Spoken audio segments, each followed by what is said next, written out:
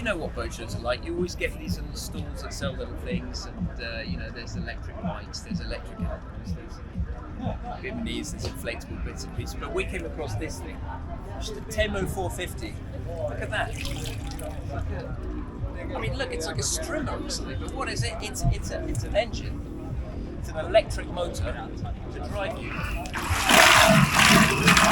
along in your boat. So this thing, it lasts about an hour on full charge. It takes about 3.5 hours to charge up. I'm just going to check all these stats. And they're selling them for about 1,600 euros. Look at that, it's fantastic. It's like a lightsaber. And I've been told I can go and take it on the water in my face, so let's go and have a look. Tissier's driving. See you later.